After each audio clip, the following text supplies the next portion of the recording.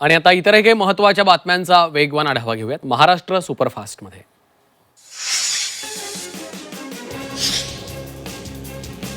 भारताच्या 80व्या स्वातंत्र्य दिनानिमित्त यवतमाळच्या जिल्हाधिकारी कार्यालयामध्ये मंत्री संजय राठोड यांच्या हस्ते ध्वजारोहणाचा सोहळा पार पडला. यावेळी विविध क्षेत्रात उल्लेखनीय कामगिरी केलेल्या अधिकारी, कर्मचारी, युवा यांचा सन्मान करण्यात आला. जळगावात 80वा स्वातंत्र्य दिन मोठ्या उत्साहात साजरा करण्यात आला. यावेळी जिल्हाधिकारी कार्यालयाच्या प्रांगणात पाणी पुरवठा मंत्री आणि पालकमंत्री गुलाबराव पाटलांच्या हस्ते शासकीय ध्वजारोहण करण्यात आलं. त्यानंतर जिल्हा पोलीस दलातील सशस्त्र जवानांनी राष्ट्रध्वजाला मानवंदना दिलेली आहे. सोलापूरमध्ये हर घर तिरंगा मोहिमेअंतर्गत बाईक रॅली काढण्यात आली. यावेळी पालकमंत्री जयकुमार गोरे, आमदार देवेंद्र कोठे, जिल्हाधिकारी यांची उपस्थिती होती. या बाईक रॅलीला मोठ्या संख्येने तरुणांनी यामध्ये सहभाग घेतला होता. यवतमाळमध्ये पालकमंत्री संजय राठोड यांच्या हस्ते रानभाजी महोत्सवाचं उद्घाटन करण्यात आलं. रानभाज्या, रानफळं, फुलभाज्या आणि कंदवर्गीय भाज्यांचं पौष्टिक आणि आरोग्यविषयक महत्त्व सर्वसामान्य नागरिकांपर्यंत पोहोचावं, तसंच या नैसर्गिक संपत्तीचा योग्य वापर व्हावा या उद्देशानं रानभाजी महोत्सवाचं आयोजन करण्यात आलं. पार्थ पवार यांनी होणाऱ्या पत्नी कायनात दार यांच्यासह लाल किल्ल्यावरील सोहळ्याला हजेरी लावली आहे. लाल किल्ल्यावर सकाळी पार पडलेल्या स्वातंत्र्य दिनाच्या कार्यक्रमाला दोघेही उपस्थित होते. सातारा वनविभागाच्या ताफ्यामध्ये वन्यजीव रुग्णवाहिका आणि रेस्क्यू वाहन दाखल झालेले आहे. पालकमंत्री शंभूराज देसाईंच्या हस्ते वाहनाचं लोकार्पण करण्यात आलं असून राज्य योजनेच्या अंतर्गत 40 लाख निधीतून ही वाहनं उपलब्ध करून देण्यात आली आहेत. वाहनामुळे जखमी वन्यजीवांना वेळेत उपचार मिळण्यास मदत होणार आहे. उपमुख्यमंत्री सुनेत्रा पवार 2 दिवसीय बीड जिल्ह्याच्या दौऱ्यावर आहेत. अंबाजोगाई शहरात आल्यानं कार्यकर्त्यांनी जेसीबीच्या माध्यमातून फुलांची उधळण केली. धनंजय मुंडेंकडून सुनेत्रा पवार यांचं स्वागत करण्यात आलं. सुनेत्रा पवार यांच्या हस्ते परळीमधील नवीन पशुवैद्यकीय महाविद्यालयाच्या इमारतीचा भूमिपूजनाचा सोहळा पार पडला.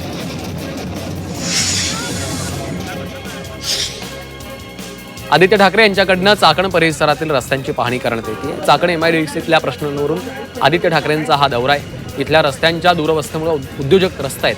काही कंपन्या सोडून जाण्याच्या मार्गावर असल्याच्या देखील चर्चा आहे. गोपीनाथ मुंडे काँग्रेसमध्ये येणार होते असा दावा काँग्रेसचे नेते पृथ्वीराज चव्हाण यांनी केलाय. आपण मुख्यमंत्री असताना गोपीनाथ मुंडे आणि अहमद पटेल यांच्यात गुप्त बैठका झाल्या होत्या. गोपीनाथ मुंडेंनी मंत्री करण्याची अट घातली होती. मंत्रिपद द्या, अन्यथा नागपूरचे दोघे मला निवडून येऊ देणार नाहीत असंही मुंडेंनी म्हटलं होतं असा दावा चव्हाण यांनी केलाय. मुंब्राचं नाव बदलून मुंब्रा देवी करणार असं नितेश राणे यांनी म्हटलेलं आहे. कावड यात्रेनिमित्त मंत्री नितेश राणे उद्या मुंब्रा शहरात येणार आहेत. या कार्यक्रमाच्या निमंत्रण पत्रिकेवर मुंब्राऐवजी मुंब्रा देवी असा उल्लेख करण्यात आलेला आहे.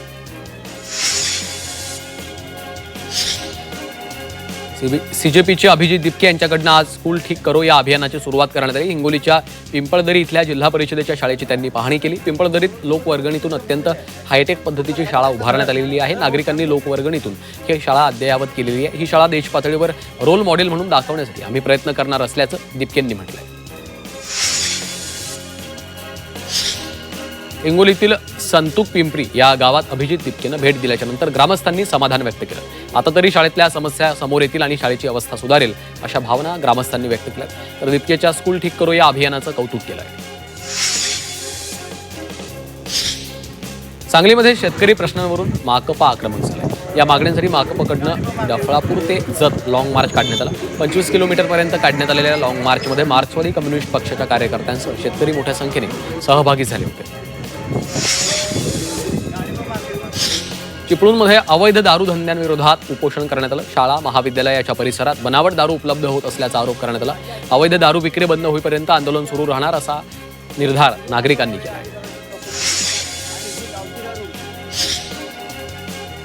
सांगलीमध्ये कचरा फेकण्यावरून पती पत्नीमध्ये मारहाण झालेली आहे. या प्रकरणात पोलिसांनी आरोपी शेजारी राहणाऱ्याला अटक केली असून पोलिसांकडून अधिक तपास सुरू आहे.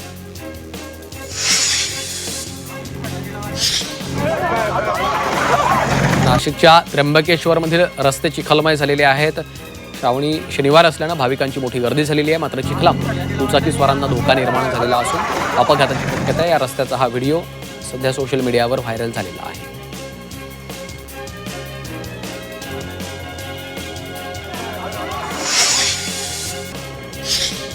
भारताच्या 80व्या स्वातंत्र्य दिनानिमित्त विठ्ठल रुक्मिणी मंदिरामध्ये आकर्षक फुलांची सजावट करण्यात आली आहे. सुमारे 2 टन विविध फुलांनी मंदिर सजवण्यात आलं असून विठ्ठल रुक्मिणी मातेला तिरंगी रंगाचं उपरण परिधान करण्यात आलं. मंदिर आणि भक्तनिवास परिसरात तिरंगी विद्युत रोषणाई करण्यात आली आहे. बारामतीमधील शिवगुरू दिव्यांग मुलांच्या कार्यशाळेतील विद्यार्थ्यांनी अजितदादांच्या कार्यावर आधारित कलाकृती साकारलेली आहे. स्वातंत्र्य दिन सोहळ्यात या कलाकृतीतून अजितदादांना भावपूर्ण अभिवादन करण्यात आलेलं आहे. रत्नागिरीतील प्रसिद्ध गणपतीपुळे मंदिरामध्ये स्वातंत्र्य दिनानिमित्त तिरंगा स्वरूपातील आकर्षक पुष्प आरास करण्यात आली. केशरी, पांढऱ्या आणि हिरव्या फुलांनी गाभारा सजवण्यात आला असून गणरायाचं हे नयनरम्य रूप भाविकांचं लक्ष वेधून घेतंय. दर्शनासाठी मंदिरात भाविकांची गर्दी झाली आहे.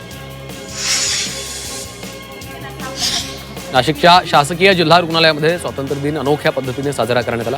15 ऑगस्टला जन्मलेल्या नवजात बालकांना तिरंग्यामध्ये लपेटून त्यांचं स्वागत करण्यात आलं. या अनोख्या उपक्रमामुळे डॉक्टर, कर्मचारी आणि पालकांमध्ये आनंदाचं वातावरण आहे. चंद्रपुरात स्वातंत्र्य दिनानिमित्त आमदार किशोर जोरगेवार यांच्या पुढाकाराने भव्य बाईक रॅली काढण्यात आली. गांधी चौकातून सुरू झालेल्या रॅलीमध्ये युवकांनी हातात तिरंगा घेऊन उत्स्फूर्त सहभाग घेतलेला आहे. आमदार जोरगेवार यांनी देखील दुचाकीवरनं रॅलीत सहभाग घेतला. स्वातंत्र्याच्या जयघोषानं शहरातील वातावरण देशभक्तिमय झालं. हिंगोली जिल्हाधिकारी कार्यालयामध्ये 15 ऑगस्ट निमित्त मुख्य शासकीय ध्वजारोहण सोहळा पार पडला. यावेळी राज्यसभा खासदार रामराव वळेपुते प्रोटोकॉल न पाळल्यानं संतापलेले दिसले. पालकमंत्र्यांसमोरच यावरनं वाद झाला. या प्रकरणामध्ये आता पालकमंत्री काय भूमिका घेतात याकडे लक्ष लागले. पंतप्रधान मोदींनी लाल किल्ल्यावरून देशाला संबोधित करताना युवा शक्तीचे आभार मानले होते. त्यावरून संजय राऊतांनी जोरदार टोला लगावलेला आहे. हा देश कायमच युवा शक्तीच्या माध्यमातून पुढे गेलाय. त्यामुळे ज्यांचं वय 75 झालंय त्यांनी सत्ता त्याग करावा आणि युवा शक्तीच्या हातामध्ये सत्ता द्यावी असा टोला संजय राऊतांनी लगावलाय. आमदार संदीप क्षीरसागर यांनी पालकमंत्री सुनेत्रा पवारांच्या कारभारावर नाराजी व्यक्त केली आहे. डीपीडीसीच्या निधीमध्ये घोळ झाल्याचा आरोप करत विकास कामासाठी निधी मिळत नसल्याची नाराजी त्यांनी व्यक्त केली. यासह ध्वजारोहण सोहळ्यासाठी निमंत्रण न दिल्यानं नाराज असल्याचं क्षीरसागर यांनी सांगितलंय.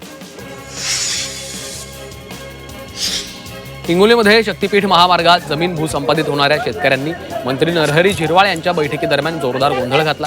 गेल्या जिल्हा नियोजन समितीच्या बैठकीमध्ये निवेदन देण्यासाठी आलेल्या या शेतकऱ्यांना मंत्री नरहरी झिरवाळ यांनी मुख्यमंत्री देवेंद्र फडणवीसांच्यासोबत चर्चा करण्याचं आश्वासन दिलं होतं. मात्र चर्चा केली नसल्याने शेतकरी संतप्त झाले. राष्ट्रवादी काँग्रेसचे आमदार झिशान सिद्दीकी यांना पोर्तुगालमधल्या एका क्रमांकावरनं व्हॉइस नोट पाठवत जीवे मारण्याची धमकी देण्यात आली आहे. 2 दिवसांपूर्वीच परदेशात असताना त्यांच्या मोबाईलवर धमकीची व्हॉइस नोट आली. त्यानंतर झिशान सिद्दीकी यांनी वांद्रे पोलीस ठाण्यामध्ये तक्रार दाखल केली आहे.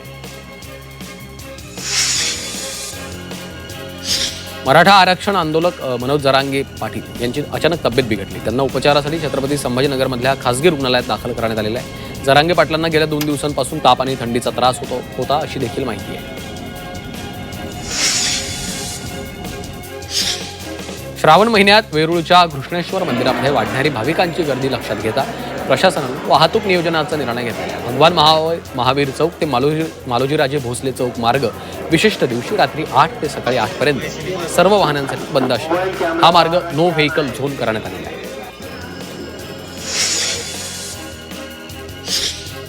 सलग सुट्यांमुळे शिर्डीमध्ये साई भक्तांची मोठी गर्दी झालेली आहे. साई नामाचा जयघोष करत भाविक दर्शनासाठी दाखल झाले असून साई मंदिराच्या दर्शन रांगांसह शिर्डीतील रस्ते गर्दीनं फुलून गेलेले. 15 ऑगस्ट आणि रविवारच्या सुट्टीमुळे पुढचे 2 दिवस देखील गर्दी कायम राहण्याची शक्यता आहे.